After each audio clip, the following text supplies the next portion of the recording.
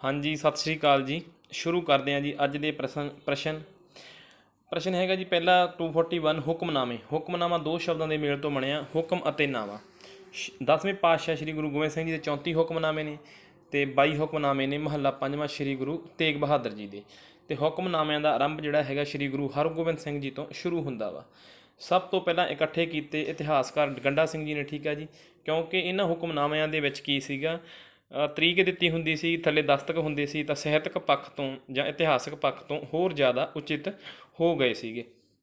ਅੱਗੇ ਜੀ ਪੰਜਾਬੀ ਵਿੱਚ ਗੋਸ਼ਟ ਲਿਖਣ ਦਾ ਜਿਹੜਾ ਆਰੰਭ ਵਾ ਮਹੱਲਾ ਪੰਜਵਾਂ ਸ਼੍ਰੀ ਗੁਰੂ ਨਾਨਕ ਦੇਵ ਜੀ ਤੋਂ ਸਿੱਧਾ ਨਾਲ ਗੋਸ਼ਟ ਦੇ ਵਿੱਚ ਜਿਹੜੀ ਸਿੱਧਾ ਨਾਲ ਗੋਸ਼ਟ ਹੋਈ ਉਹਦੇ ਤੋਂ ਮੰਨਿਆ ਜਾਂਦਾ ਵਾ। ਅਤੇ ਸਭ ਤੋਂ ਪਹਿਲਾਂ ਜਿਹੜਾ ਉਲੇਖ ਵਾ ਗੋਸ਼ਟਾਂ ਦਾ ਜਿਹੜਾ ਉਹ ਮਿਲਦਾ ਹੈਗਾ ਵਾ ਮਹੱਲਾ ਪੰਜਵਾਂ ਸ਼੍ਰੀ ਗੁਰੂ ਅਰਜਨ ਦੇਵ ਜੀ, ਠੀਕ ਹੈ ਜੀ, ਉਹਨਾਂ ਦੀ ਬਾਣੀ 'ਚ ਜ਼ਿਕਰ ਵਾ, ਗੋਸ਼ਟ ਗਿਆਨ ਨਾਮ ਸੁਣ ਉਧਰੇ ਜਿਨ ਜਿਨ ਦਰਸ਼ਨ ਪਾਇਆ। ਇਹ ਇੰਨੀ ਕੁ ਜਾਣਕਾਰੀ ਸੀ ਜਿਹੜੀ ਮੈਂ ਮਤਲਬ ਕੱਲ੍ਹ ਅਰਕਵਾਸ ਸਰ ਨੇ ਟੈਸਟ ਪਾਇਆ ਸੀ ਨਾ, ਇੱਕ ਦੋ ਗੱਲਾਂ ਕਲੀਅਰ ਕਰਨੀਆਂ ਸੀਗੀਆਂ, ਤਾਂ ਮੈਂ ਇਹ ਜਿਹੜਾ ਮਤਲਬ ਕੀ ਆ ਪੜ੍ਹਦਾ ਪਿਆ ਸੀ ਅਤੇ ਮੈਂ ਇਹ ਲਿਖ ਲਏ ਸੀਗੇ। ਅੱਗੇ ਕਰਦੇ ਹਾਂ ਪ੍ਰਸ਼ਨ ਟੈਸਟ ਸੀਰੀਜ਼, ਠੀਕ ਹੈ ਜੀ। ਹਾਂਜੀ, ਪ੍ਰਸ਼ਨ ਨੰਬਰ 241 ਜੀ, ਸੋਦਰ ਬਾਣੀ ਵਿੱਚ ਕਿੰਨੇ ਸ਼ਬਦ ਹਨ? 5, 4, 6, 12। ਸੋਦਰ ਬਾਣੀ, ਠੀਕ ਹੈ ਜੀ, ਜਪਜੀ ਸਾਹਿਬ ਦੀ ਜਾਂ ਕਹਿ ਦਈਏ ਸੁਤੰਤਰ ਬਾਣੀ ਹੈਗੀ ਆ। ਸੋਦਰ ਕਿਹਾ ਸੋ ਕਰ ਕਹਿਆ ਜਿੱਤ ਬੈਠੇ ਸਰਬ ਸੰਭਾਲੇ, ਠੀਕ ਹੈ ਜੀ। ਤਾਂ ਸੋਦਰ ਬਾਣੀ ਦੇ ਵਿੱਚ ਜਿਹੜੇ ਸ਼ਬਦ ਹੈਗੇ ਨੇ ਉਹ 4 ਨਹੀਂ ਹੈਗੇ, 4 ਹੈਗੇ ਆ ਸੋ ਪੁਰਖ ਦੇ ਵਿੱਚ, ਅਤੇ ਸੋਦਰ ਬਾਣੀ ਦੇ ਵਿੱਚ 5 ਸ਼ਬਦ ਹੈਗੇ ਨੇ, ਠੀਕ ਹੈ ਜੀ, 5 ਸ਼ਬਦ। ਪ੍ਰਸ਼ਨ ਨੰਬਰ 242, ਹੁਕਮਨਾਮੇ ਸਭ ਤੋਂ ਪਹਿਲਾਂ ਇਕੱਠੇ ਕੀਤੇ? ਕਾਨ ਸਿੰਘ ਨਾਭਾ ਜੀ ਨੇ, ਗੰਡਾ ਸਿੰਘ ਜੀ ਨੇ, ਬਿਕਰਮ ਸਿੰਘ ਘੁੰਮਣ ਜੀ ਨੇ, ਜਾਂ ਸੰਤੋਖ ਦਾਸ ਜੀ ਨੇ? ਇਹਦਾ ਉੱਤਰ ਸਹੀ ਆ, ਅਸੀਂ ਹੁਣੇ ਹੀ ਪੜ੍ਹ ਕੇ ਹਟੇ ਹਾਂ, ਗੰਡਾ ਸਿੰਘ ਜੀ ਨੇ। ਅੱਗੇ ਜੀ, ਹਿੰਦੂ ਰਵਾਇਤ ਕਿਸ ਦੀ ਕਵਿਤਾ ਦਾ ਮੁੱਖ ਅੰਗ ਰਹੀ ਹੈ? ਹਿੰਦੂ ਰਵਾਇਤ ਕਿਸ ਦੀ ਕਵਿਤਾ ਦਾ ਮੁੱਖ ਅੰਗ ਰਹੀ ਹੈ? ਪ੍ਰੋਫੈਸਰ ਪੂਰਨ ਸਿੰਘ, ਧਨੀ ਰਾਮ ਚਾਤਰਿਕ, ਨੰਦ ਲਾਲ ਨੂਰਪੁਰੀ, ਜਾਂ ਪਾਸ਼? ਤਾਂ ਹਿੰਦੂ ਜਿਹੜੀ ਰਵਾਇਤ ਹੈਗੀ ਆ ਮੁੱਖ ਅੰਗ ਰਹੀ ਹੈਗੀ ਆ, ਉਹ ਰਹੀ ਹੈਗੀ ਆ ਧਨੀ ਰਾਮ ਚਾਤਰਿਕ ਦੀ ਕਵਿਤਾ ਦਾ ਗੁਣ ਕਹਿ ਸਕਦੇ ਹੈਗੇ ਆ। 244, ਸ਼ਿਵ ਕੁਮਾਰ ਦਾ ਸਭ ਤੋਂ ਵੱਧ ਸਰੂਦੀ ਸੀ? ਸ਼ਿਵ ਕੁਮਾਰ ਸਭ ਤੋਂ ਵੱਧ ਸਰੂਦੀ ਕਿਸ ਕਾਵਿ ਸੰਗ੍ਰਹਿ ਵਿੱਚ ਸੀ? ਮੈਨੂੰ ਵਿਦਾ ਕਰੋ, ਪੀੜਾਂ ਦਾ ਪਰਾਗਾ, ਜਾਂ ਲਾਜਵੰਤੀ? ਤਾਂ ਕਹਿ ਸਕਦੇ ਹੈਗੇ ਆ ਸਭ ਤੋਂ ਵੱਧ ਸਰੂਦੀ ਜਿਹੜਾ ਹੈਗਾ ਵਾ ਪੀੜਾਂ ਦਾ ਪਰਾਗਾ, ਠੀਕ ਹੈ ਜੀ। ਲਾਜਵੰਤੀ ਦੇ ਵਿੱਚ ਮਤਲਬ ਜਿਹੜੀ ਸੁਰ ਸੀਗੀ ਉਹ ਕਾਫੀ ਜ਼ਿਆਦਾ ਆਸ਼ਾਵਾਦੀ ਸੀਗੀ। ਅਗਲਾ ਪ੍ਰਸ਼ਨ ਹੈਗਾ ਜੀ 245, ਕਿਸ ਵਾਰਤਕਕਾਰ ਨੇ ਭਾਸ਼ਾ ਦਾ ਪੱਧਰ ਆਦਰਸ਼ਕ ਬਣਾਇਆ? ਗੁਰਬਖਸ਼ ਸਿੰਘ ਜੀ ਨੇ, ਪ੍ਰਿੰਸੀਪਲ ਤੇਜਾ ਸਿੰਘ ਜੀ ਨੇ, ਜਾਂ ਪ੍ਰੋਫੈਸਰ ਪੂਰਨ ਸਿੰਘ ਜੀ ਨੇ? ਭਾਸ਼ਾ ਦਾ ਪੱਧਰ ਆਦਰਸ਼ ਬਣਾਇਆ ਇਹ ਆਪਾਂ ਪਹਿਲਾਂ ਵੀ ਪ੍ਰਸ਼ਨ ਕਰ ਚੁੱਕੇ ਹਾਂ। ਤਾਂ ਇਹਦਾ ਜਿਹੜਾ ਸਹੀ ਉੱਤਰ ਹੈਗਾ ਵਾ ਪ੍ਰਿੰਸੀਪਲ ਤੇਜਾ ਸਿੰਘ ਜੀ ਨੇ। ਪੰਜਾਬੀ ਕਿਵੇਂ ਲਿਖੀ ਹੈ? ਪੰਜਾਬੀ ਭੌਰੇ। ਤਾਂ ਪੰਜਾਬੀ ਕਿਵੇਂ ਲਿਖੀ ਹੈ ਤੁਸੀਂ ਇਹ ਉਹਦੀ ਦਿਮਾਗ 'ਚ ਰੱਖ ਲਿਆ ਕਰੋ, ਠੀਕ ਹੈ। ਇਹਨਾਂ ਨੇ ਮਤਲਬ ਸਾਹਿਤਕ ਪੱਖ ਤੋਂ ਜਿਹੜੀ ਇਹਨਾਂ ਦੀ ਵਾਰਤਕ ਹੈਗੀ ਆ ਉਹਦੀ ਜਿਹੜੀ ਭਾਸ਼ਾ ਹੈਗੀ ਆ ਬੜੀ ਸਰਲ, ਸਪਸ਼ਟ ਅਤੇ ਸ਼ੁੱਧ ਹੈਗੀ ਆ ਤੇਜਾ ਸਿੰਘ ਜੀ ਦੀ, ਠੀਕ ਹੈ ਜੀ। ਅੱਗੇ ਜੀ, ਵਿਆਕਰਨ ਦੀਆਂ ਊਣਤਾਈਆਂ ਜਿਹੜੀਆਂ ਹੈਗੀਆਂ ਨੇ ਉਹ ਪ੍ਰੋਫੈਸਰ ਪੂਰਨ ਸਿੰਘ ਦੀ ਵਾਰਕ ਦੇ ਵਿੱਚ ਹੈਗੀਆਂ ਨੇ। 246, ਪੰਜਾਬੀ ਕਿਸ ਸਟੇਟ ਦੀ ਦੂਜੀ ਭਾਸ਼ਾ ਹੈ? ਪੰਜਾਬੀ ਕਿਸ ਸਟੇਟ ਦੀ ਦੂਜੀ ਭਾਸ਼ਾ ਹੈ? ਹਰਿਆਣੇ ਦੀ, ਦਿੱਲੀ ਦੀ, ਜਾਂ ਹਿਮਾਚਲ ਦੀ, ਜਾਂ ਏ ਅਤੇ ਸੀ? ਤਾਂ ਇਸ ਪ੍ਰਸ਼ਨ ਦਾ ਜਿਹੜਾ ਸਹੀ ਉੱਤਰ ਹੈਗਾ ਵਾ ਉਹ ਹੈਗਾ ਜੀ ਏ ਅਤੇ ਸੀ। ਹਰਿਆਣਾ ਅਤੇ ਦਿੱਲੀ ਦੇ ਵਿੱਚ ਪੰਜਾਬੀ ਦੂਜੀ ਭਾਸ਼ਾ ਵਾ, ਪਰ ਹਿਮਾਚਲ ਦੇ ਵਿੱਚ ਹਜੇ ਇਹ ਮਾਨਤਾ ਨਹੀਂ ਮਿਲੇਗੀ। ਸੂਫੀਖਾਨਾ ਕਾਵਿ ਸੰਗ੍ਰਹਿ ਉਰਦੂ ਵਿੱਚ ਛਾਪਿਆ ਗਿਆ? ਸੂਫੀਖਾਨਾ ਕਾਵਿ ਸੰਗ੍ਰਹਿ ਉਰਦੂ ਵਿੱਚ ਪਹਿਲੀ ਵਾਰ ਛਪਿਆ 1950, 1944, ਜਾਂ 31, ਜਾਂ 48? 50 ਦੇ ਵਿੱਚ ਪੰਜਾਬੀ 'ਚ ਛਪਿਆ ਸੀ ਅਤੇ 44 ਦੇ ਵਿੱਚ ਇਹ ਕੀ ਆ ਉਰਦੂ ਦੇ ਵਿੱਚ ਪ੍ਰਕਾਸ਼ਿਤ ਕੀਤਾ ਗਿਆ ਸੀ। ਧਰੂਵ ਭਗਤ ਕਥਾ ਹੈ, ਪੁਰਾਣੀ ਕਥਾ, ਪਰੀ ਕਥਾ, ਦੇਵ ਕਥਾ, ਜਾਂ ਮਿੱਥ ਕਥਾ? ਇਹ ਵੀ ਪਹਿਲਾਂ ਪ੍ਰਸ਼ਨ ਕੀਤੇ ਹੋਏ ਨੇ ਜੀ, ਮਤਲਬ ਮੈਂ ਕਰਵਾਏ ਹੋਏ ਨੇ ਤੁਹਾਨੂੰ, ਉਹਦੇ ਦੇ ਵਿੱਚੋਂ ਹੀ ਹੈਗੇ ਨੇ ਇਹ। ਤਾਂ ਜਿਹੜੀ ਧਰੂਵ ਭਗਤ ਹੈਗੀ ਆ ਉਹ ਪੁਰਾਣੀ ਕਥਾ ਵੀ ਕਹਿ ਸਕਦੇ ਹੈਗੇ ਹੋ ਜਾਂ ਮਿੱਥ ਕਥਾ ਵੀ ਕਹਿ ਸਕਦੇ ਹੈਗੇ ਹੋ। ਵੈਸੇ ਮਿੱਥ ਕਥਾ ਨੂੰ ਹੀ ਪੁਰਾਣ ਕਥਾ ਪੁਰਾਣਾ ਨਾਂ ਹੈਗਾ ਵਾ, ਤਾਂ ਪਹਿਲ ਦੇ ਆਧਾਰ 'ਤੇ ਮਿੱਥ ਕਥਾ ਠੀਕ ਹੈ ਅਤੇ ਪੁਰਾਣ ਕਥਾ, ਠੀਕ ਹੈ ਜੀ। ਮਿੱਥ ਕਥਾ ਦਾ ਹੀ ਪੁਰਾਣ ਕਥਾ ਜਿਹੜਾ ਵਾ ਸ਼ਬਦ ਵਰਤਿਆ ਗਿਆ, ਠੀਕ ਹੈ। ਅਗਲਾ ਪ੍ਰਸ਼ਨ ਜੀ, ਘਰ ਦਾ ਪਿਆਰ ਨਿਬੰਧ ਵਿੱਚ ਕਿੰਨੇ ਲੇਖ ਹਨ? ਘਰ ਦਾ ਪਿਆਰ ਨਿਬੰਧ ਦੇ ਵਿੱਚ 10 ਲੇਖ ਹਨ, 12 ਲੇਖ ਹਨ, 17 ਹਨ, ਜਾਂ 18 ਹਨ? ਇਸ ਪ੍ਰਸ਼ਨ ਦਾ ਉੱਤਰ ਜਿਹੜਾ ਤੁਸੀਂ ਕੀ ਆ ਕਮੈਂਟ ਕਰਕੇ ਮੈਨੂੰ ਦੇਣਾ ਹੈਗਾ ਵਾ। ਖੁੱਲ੍ਹੇ ਲੇਖ ਦੇ ਵਿੱਚ ਜੀ 14 ਹੈਗੇ ਨੇ, ਠੀਕ ਆ। ਖੁੱਲ੍ਹੇ ਲੇਖ ਜਿਹੜੇ ਹੈਗੇ ਨੇ 14 ਨੇ, ਉਹ 17 ਨਹੀਂ ਹੈਗੇ। ਜੇ ਮੇਰੇ ਤੋਂ ਗਲਤੀ ਨਾਲ 17 ਬੋਲਿਆ ਗਿਆ ਤਾਂ ਮੈਂ ਮਾफ़ੀ ਚਾਹੁੰਦਾ ਵਾਂ, ਠੀਕ ਆ ਜੀ। 14 ਲੇਖ ਹੀ ਹੈਗੇ ਨੇ ਖੁੱਲ੍ਹੇ ਲੇਖ, ਠੀਕ ਆ ਜੀ। 1929 ਦੇ ਵਿੱਚ ਪ੍ਰਕਾਸ਼ਿਤ ਹੋਇਆ ਪੂਰਨ ਸਿੰਘ ਜੀ ਦਾ। ਤਾਂ ਇਹ ਤੁਸੀਂ ਕਮੈਂਟ ਕਰਕੇ ਜਿਹੜਾ ਉੱਤਰ ਦੇਣਾ ਹੈਗਾ ਇਸ ਪ੍ਰਸ਼ਨ ਦਾ। ਅਗਲਾ ਪ੍ਰਸ਼ਨ ਜੀ, ਪੈਸੇ ਦੀ ਤੰਗੀ ਹਵਾਲਾਤ ਦੀ ਤੰਗੀ ਤੋਂ ਭੈੜੀ ਹੈ। ਪੈਸੇ ਦੀ ਤੰਗੀ ਹਵਾਲਾਤ ਦੀ ਤੰਗੀ ਤੋਂ ਭੈੜੀ ਹੈ ਕਥਨ ਹੈ ਕੁਲਫੀ ਕਹਾਣੀ ਵਿੱਚੋਂ, ਬਾਗਾਂ ਦਾ ਰਾਖਾ ਕਹਾਣੀ ਵਿੱਚੋਂ, ਰਜਾਈ ਕਹਾਣੀ ਵਿੱਚੋਂ ਜਾਂ ਬੋਝਲ ਪੰਡ ਕਹਾਣੀ ਵਿੱਚੋਂ। ਤਾਂ ਇਸ ਦਾ ਜਿਹੜਾ ਸਹੀ ਉੱਤਰ ਹੈਗਾ ਵਾ ਕੁਲਫੀ ਕਹਾਣੀ ਹੈਗੀ ਆ। ਠੀਕ ਹੈ ਜੀ। ਅੱਗੇ ਜੀ 151 ਨੰਬਰ ਪ੍ਰਸ਼ਨ, ਬੁੱਲਾ ਸੂਫੀ ਕਵੀ ਹੈ। ਪਿਛਲੇ ਮੁਗਲ ਕਾਲ ਦਾ, ਰਣਜੀਤ ਕਾਲ ਦਾ, ਉੱਤਰ ਨਾਨਕ ਕਾਲ ਦਾ।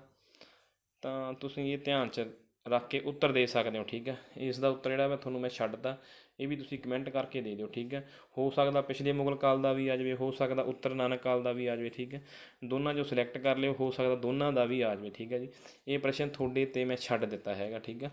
ਬੁੱਲੇ ਦਾ ਜਨਮ, ਵਾਰਿਸ ਸ਼ਾਹ ਦਾ ਜਨਮ ਜਿਹੜਾ ਜਦੋਂ ਹੋਇਆ, ਠੀਕ ਹੈ, ਦੋਨਾਂ ਨੂੰ ਤੁਸੀਂ ਮੁੱਖ ਰੱਖ ਕੇ ਇਸ ਚੀਜ਼ ਇਹਦਾ ਜਿਹੜਾ ਉੱਤਰ ਵਾ ਉਹ ਨਿਸ਼ਚਿਤ ਕਰ ਲੈਣਾ ਤੁਸੀਂ ਆਪਣੇ ਆਪ। ਪ੍ਰਸ਼ਨ ਨੰਬਰ 252, ਕਿਹੜੀ ਵਾਰ ਮੰਗੇਤਰ ਨੂੰ ਖੋਹਣ ਨਾਲ ਸੰਬੰਧ ਰੱਖਦੀ ਹੈ? ਹਸਨੇ ਮਹਿਮੇ ਦੀ ਵਾਰ, ਰਾਏ ਕਮਾਲ ਦੀ ਵਾਰ, ਲੱਲਾ ਬਹਿਮਿੱਲਾ ਦੀ ਵਾਰ ਜਾਂ ਮੂਸੇ ਦੀ ਵਾਰ। ਤਾਂ ਇਸ ਵਾਰ ਦਾ ਜਿਹੜਾ ਸਹੀ ਉੱਤਰ ਹੈਗਾ ਵਾ ਇਸ ਪ੍ਰਸ਼ਨ ਦਾ, ਤਾਂ ਇਹ ਹੈਗਾ ਮੂਸੇ ਦੀ ਵਾਰ। ਠੀਕ ਆ। ਮੂਸਾ ਆਪਣੀ ਮੰਗੇਤਰ ਨੂੰ ਲੈ ਆਉਂਦਾ, ਠੀਕ ਆ ਜੀ, ਧੱਕੇ ਨਾਲ, ਪਰ ਉਸ ਦੇ ਮਿਹਨਤ ਕਰਨ 'ਤੇ ਜਾਂ ਉਸਦੇ ਕਹਿਣ 'ਤੇ ਉਸਨੂੰ ਵਾਪਸ ਛੱਡ ਆਉਂਦਾ ਵਾ। ਠੀਕ ਹੈ।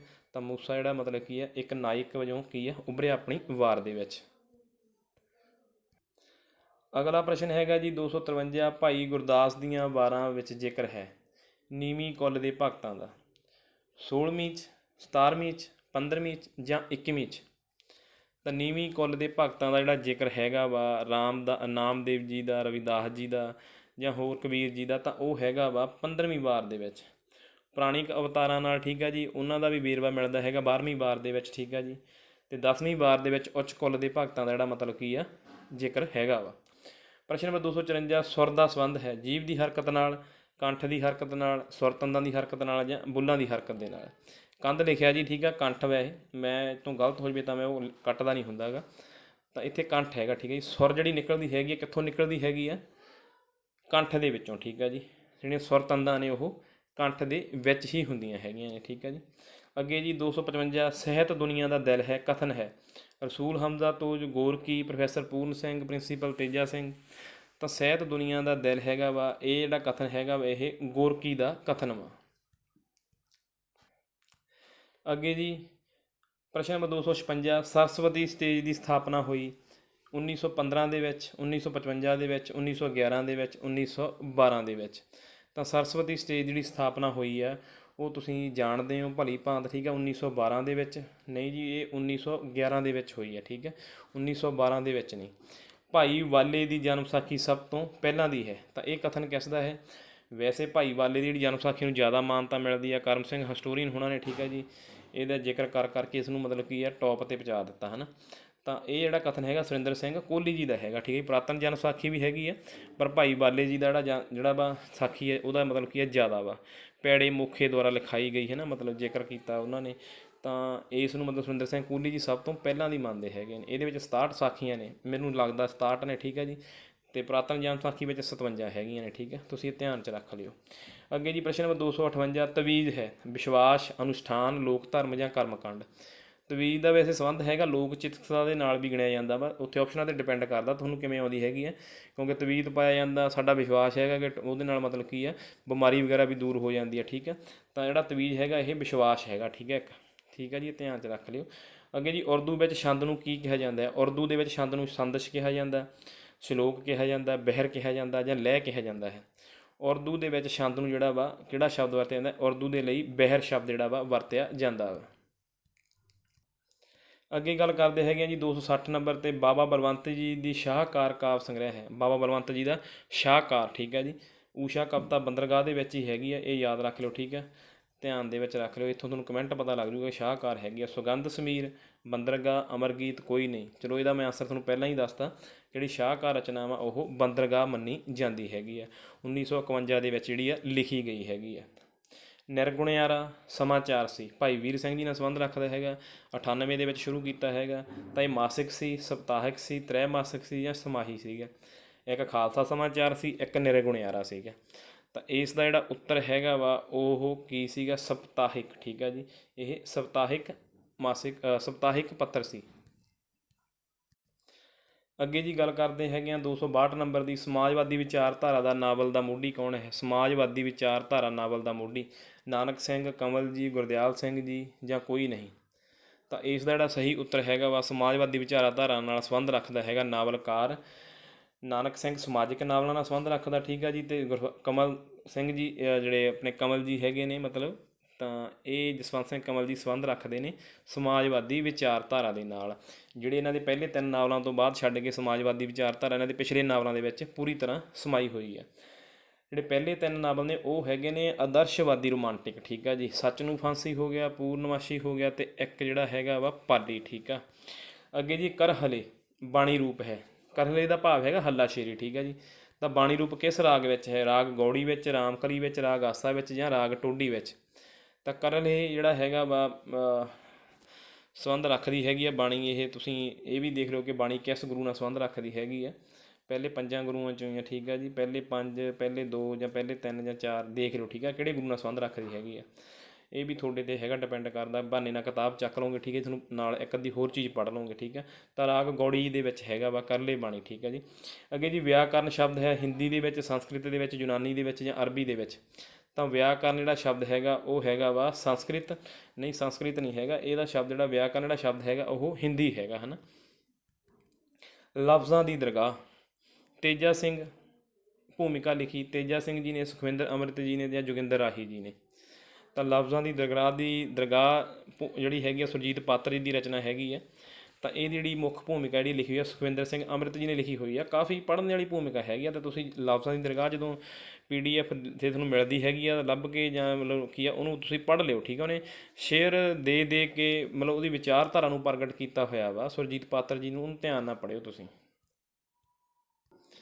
ਅੱਗੇ ਗੱਲ ਕਰਦੇ ਹੈਗੇ ਜੀ ਅਸੀਂ 266 ਨੰਬਰ, ਮਨੁੱਖੀ ਕਮਜ਼ੋਰੀ ਜਾਂ ਬੁਰਾਈ ਦੀ ਕਰੜੀ ਆਲੋਚਨਾ ਕਹਾਉਂਦੀ ਹੈ? ਨਿੰਦਿਆ, ਸਮਾਜਿਕ ਕੁਰੀਤੀ, ਵਿਅੰਗ ਜਾਂ ਸੀਰਤ। ਜਦੋਂ ਮਨੁੱਖ ਦੀ ਕਿਸੇ ਕਮਜ਼ੋਰੀ ਜਾਂ ਬੁਰਾਈ ਦੀ ਕਰੜੀ ਨਿੰਦਿਆ ਕੀਤੀ ਜਾਂਦੀ ਆ ਉਹ ਕੀ ਕਹਾਉਂਦੀ ਹੈਗੀ ਆ? ਉਹ ਕਹਾਉਂਦੀ ਹੈਗੀ ਆ ਨਿੰਦਿਆ, ਨਹੀਂ ਉਹ ਵਿਅੰਗ ਕਹਾਉਂਦੀ ਆ, ਠੀਕ ਹੈ। ਸਾਹਿਤਕ ਪੱਖ ਤੋਂ ਉਸਨੂੰ ਮਤਲਬ ਕੀ ਆ ਵਿਅੰਗ ਦੇ ਵਿੱਚ ਗਿਣਿਆ ਜਾਂਦਾ, ਠੀਕ ਹੈ। ਕਹਾਣੀਆਂ ਦੇ ਵਿੱਚ, ਨਾਵਲਾਂ ਦੇ ਵਿੱਚ ਜਾਂ ਕਵਿਤਾਵਾਂ ਦੇ ਵਿੱਚ ਜਦੋਂ ਮਤਲਬ ਕੀ ਆ ਆਲੋਚਨਾ ਹੁੰਦੀ ਹੈ ਤਾਂ ਉਹ ਵਿਅੰਗ ਦਾ ਰੂਪ ਜਿਹੜਾ ਵਾ ਧਾਰਨ ਕਰਦੀ ਹੈਗੀ ਆ। ਨਿੱਕੀ ਕਹਾਣੀ ਦਾ ਮੋਢੀ ਮੋਹਨ ਸਿੰਘ ਵੈਦ ਹੈ। ਇਹ ਅੱਗੇ ਵੀ ਪ੍ਰਸ਼ਨ ਕੀਤਾ ਸੀਗਾ। ਮੋਹਨ ਸਿੰਘ ਵੈਦ, ਚਰਨ ਸਿੰਘ ਸ਼ਹੀਦ, ਕਮਲਾ ਅਕਾਲੀ।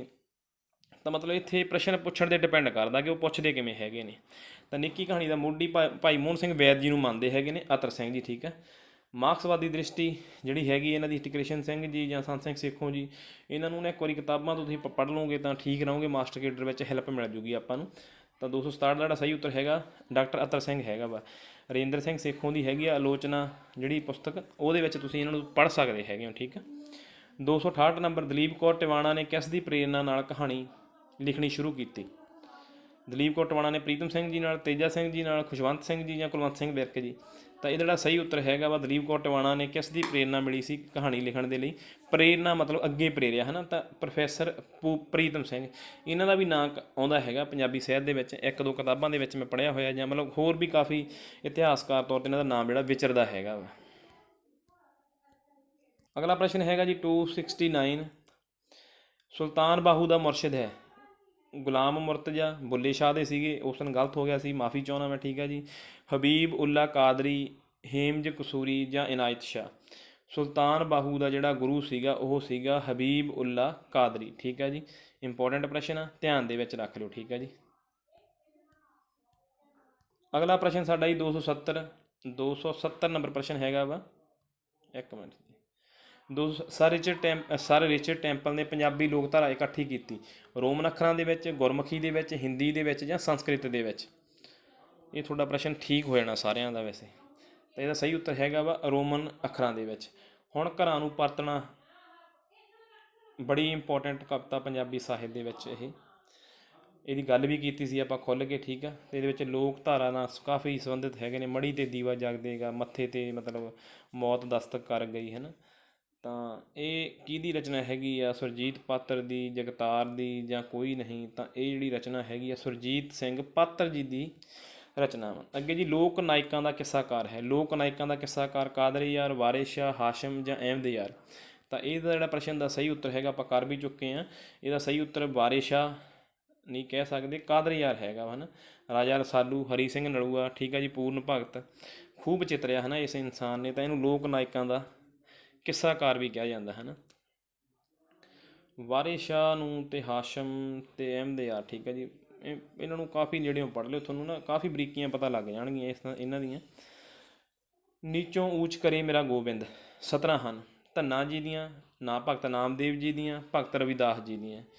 ਤਾਂ ਨੀਚੋਂ ਊਚ ਕਰੇ ਮੇਰਾ ਗੋਬਿੰਦ ਦੀਆਂ 17 ਹੈਗੀਆਂ ਨੇ, ਉਹ ਭਗਤ ਰਵਿਦਾਸ ਜੀ ਦੀਆਂ ਹੈਗੀਆਂ ਨੇ।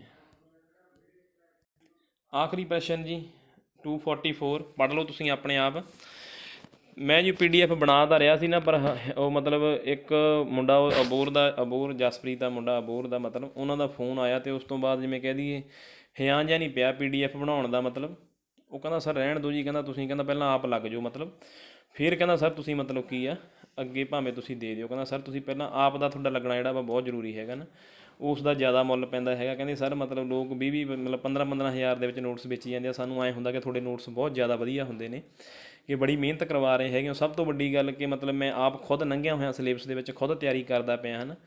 ਤਾਂ ਉਸ ਗੱਲ ਨੇ ਪਤਾ ਨਹੀਂ ਉਸ ਮੁੰਡੇ ਨੇ ਮਤਲਬ ਕੀ ਆ ਮੇਰੇ ਲਈ ਚੰਗੀ ਗੱਲ ਕਹੀ ਹੈਗੀ ਆ, ਮੈਨੂੰ ਤਾਂ ਚੰਗੀ ਲੱਗੀ ਉਸ ਮੁੰਡੇ ਦੀ ਗੱਲ, ਮਤਲਬ ਵਧੀਆ ਲੱਗੀ, ਉਹਦਾ ਸੁਝਾਅ ਮੈਨੂੰ ਚੰਗਾ ਲੱਗਿਆ। ਇਸ ਕਰਕੇ ਮੈਂ ਇਰਾਦਾ ਥੋੜ੍ਹਾ ਜਿਹਾ ਢਿੱਲਾ ਕਰਤਾ ਸੀਗਾ ਅਤੇ ਥੋੜ੍ਹੀਆਂ ਜਿਹੀਆਂ ਮੈਂ PDF ਬਣਾਈਆਂ ਸੀਗੀਆਂ, ਮਤਲਬ 125 ਪੇਜ ਦੀ ਬਣਾਈ ਸੀਗੀ। ਮਤਲਬ ਉਸ ਤੋਂ ਬਾਅਦ ਉਹਦਾ ਕੱਲ੍ਹ ਫੋਨ ਆ ਗਿਆ ਅਤੇ ਕਾਫੀ ਗੱਲਾਂ ਕੀਤੀਆਂ ਉਹਨੇ। ਤਾਂ ਇਸ ਕਰਕੇ ਮਤਲਬ ਉਹ ਵਿਚਾਰ ਵਟਾਂਦਰਾ ਕਹਿੰਦੇ ਹੁੰਦੇ ਕਈ ਵਾਰੀ ਨਾ ਕੋਈ ਦਿਸ਼ਾ ਜਿਹੀ ਮਿਲ ਜਾਂਦੀ ਹੁੰਦੀ ਹੈ ਨਾ ਕਿਸੇ ਇਨਸਾਨ ਤੋਂ। ਤਾਂ ਉੱਥੋਂ ਮੈਨੂੰ ਲੱਗਿਆ ਕਿ ਠੀਕ ਹੈ, ਅਤੇ ਮੈਂ ਧੰਨਵਾਦ ਕਰਦਾ ਉਸ ਮੁੰਡੇ ਦਾ। ਸਭ ਤੋਂ ਘੱਟ ਜਿਹੜੀਆਂ ਸਾਖੀਆਂ ਹੈਗੀਆਂ ਨੇ, ਸ਼ੰਭੂ ਵਾਲੀ ਸਾਖੀ ਦੇ ਵਿੱਚ, ਪੁਰਾਤਨ ਜਨਮ ਸਾਖੀ ਦੇ ਵਿੱਚ, ਮਿਹਰਬਾਨ ਵਾਲੀ ਜਨਮ ਸਾਖੀ ਦੇ ਵਿੱਚ, ਜਾਂ ਭਾਈ ਬਾਲੇ ਵਾਲੀ ਜਨਮ ਸਾਖੀ ਦੇ ਵਿੱਚ। ਇਹਨਾਂ ਦੀ ਜੇਕਰ ਮੈਂ ਤੁਹਾਨੂੰ ਕਰਕੇ ਹਟਿਆ ਹੁਣੀ ਉੱਪਰ, ਠੀਕ ਹੈ ਜੀ। ਤਾਂ ਇਹਦੀਆਂ ਸਭ ਤੋਂ ਘੱਟ ਸਾਖੀਆਂ ਹੈਗੀਆਂ ਨੇ ਉਹ ਸ਼ੰਭੂਨਾਥ ਵਾਲੀ ਸਾਖੀ ਹੈਗੀ ਆ, ਠੀਕ ਹੈ। ਇੱਕ ਸਾਖੀ ਹੈਗੀ ਆ B40, ਮਤਲਬ B40 ਉਹ ਕਹਿ ਸਕਦੇ ਹੈਗੇ ਆ ਬਾਹਰੋਂ, ਮਤਲਬ ਕੀ ਆ ਪ੍ਰੀਤਮ ਸਿੰਘ ਜੀ ਦੇ ਸੰਪਰਕ ਦੇ ਵਿੱਚ ਆਈ ਸੀਗੀ ਉਹ B40, ਅਤੇ ਬਾਹਰ ਜਿਹੜੀ ਕਿਸੇ ਲਾਇਬ੍ਰੇਰੀ 'ਚ ਪਈ ਹੈਗੀ ਆ। ਤਾਂ ਉਹਦੇ ਵਿੱਚ ਮਤਲਬ ਕੀ ਆ 57 ਸਾਖੀਆਂ ਹੈਗੀਆਂ ਨੇ ਅਤੇ 57 ਹੀ ਚਿੱਤਰ ਬਣੇ ਹੋਏ ਨੇ। ਇਸ ਤੁਸੀਂ ਗੱਲ ਨੂੰ ਨੋਟ ਕਰ ਲਿਓ ਕਿ B40 ਜਿਹੜੀ ਹੈਗੀ ਆ ਉਹਦਾ ਜ਼ਿਕਰ ਆਉਂਦਾ ਵਾ ਰਜਿੰਦਰ ਸਿੰਘ ਸੇਖੋਂ ਦੇ ਵਿੱਚ ਦਿੱਤਾ ਹੋਇਆ ਉਹਨਾਂ ਨੇ, ਠੀਕ ਹੈ। ਤਾਂ B40 ਵਾਲੀ ਜਿਹੜੀ ਜਨਮ ਸਾਖੀ ਉਹਦੇ 'ਚ 57 ਸਾਖੀਆਂ ਹੈਗੀਆਂ ਨੇ। ਪਿੱਛੇ ਲੈਕਚਰਾਰ ਦਾ ਪ੍ਰਪੇਅਰ ਹੋਇਆ ਸੀਗਾ, ਤਾਂ ਉਹਦੇ ਵਿੱਚ ਪੁੱਛਿਆ ਸੀਗਾ ਕਿ ਪੁਰਾਤਨ ਜਨਮ ਸਾਖੀ ਨੇ ਸਵਾਲ ਪੁੱਛਿਆ ਸੀ, ਅਤੇ ਉਹਦੇ ਵਿੱਚ 57 ਸਾਖੀਆਂ ਅਤੇ 57 ਚਿੱਤਰ ਨੇ। ਅਤੇ ਉਹਨਾਂ ਨੇ ਪੁੱਛੀ ਸੀ ਪੁਰਾਤਨ ਜਨਮ ਸਾਖੀ ਦੀ ਕੀ ਵਿਸ਼ੇਸ਼ਤਾ ਹੈ, ਅਤੇ ਉਹਦੇ ਵਿੱਚ ਆਪਸ਼ਨ ਪਾਤੀ ਸੀ ਕਿ 57 ਸਾਖੀਆਂ ਹਨ, 57 ਚਿੱਤਰ ਬਣੇ ਹੋਏ ਹਨ। ਤਾਂ ਮੈਂ ਇੱਕ ਕੁਐਸਚਨ ਡਿਸਕਸ਼ਨ ਵੀ ਕੀਤਾ ਸੀਗਾ, ਅਤੇ ਮੈਨੂੰ ਉਹਦਾ ਉੱਤਰ ਪੜ੍ਹ ਕੇ ਹੀ ਪਤਾ ਲੱਗਿਆ ਕਿ B40 ਵਾਲੀ ਜਿਹੜੀ ਜਨਮ ਸਾਖੀ ਹੈਗੀ ਆ ਉਹਦੇ ਵਿੱਚ ਨਾਲ ਚਿੱਤਰ ਵੀ ਬਣੇ ਹੋਏ ਨੇ, ਠੀਕ ਹੈ ਜੀ। ਸੋ ਧੰਨਵਾਦ ਜੀ ਸਾਰਿਆਂ ਦਾ, ਠੀਕ ਹੈ ਜੀ। ਪੜ੍ਹਦੇ ਰਹੋ, ਕੋਈ ਗੱਲ ਨਹੀਂ, ਮਿਹਨਤ ਕਰਦੇ ਰਹੋ, ਇੱਕ ਦਿਨ ਆ ਹੀ ਜਾਣਾ, ਠੀਕ ਹੈ ਜੀ, ਤੁਹਾਡਾ ਪੇਪਰ। ਅਤੇ ਫਿਰ ਕਹਿੰਦੇ ਹੁੰਦੇ ਹੱਥਾਂ ਪੈਰਾਂ ਦੀ ਪੈ ਜਾਣੀ ਆ, ਠੀਕ ਹੈ। ਜਿੰਨਾ ਸੌਣਾ ਸੌਂ ਲਓ ਅਤੇ ਜਿੰਨਾ ਪੜ੍ਹਨਾ ਜਿਹੜਾ ਵਾ ਪੜ੍ਹ ਲਓ, ਠੀਕ ਹੈ। ਉਸ ਤੋਂ ਬਾਅਦ ਫਿਰ ਚੱਲ ਸੋ ਚੱਲ ਹੀ ਹੋਣੀ ਹੈ। ਧੰਨਵਾਦ ਜੀ ਸਾਰਿਆਂ ਦਾ।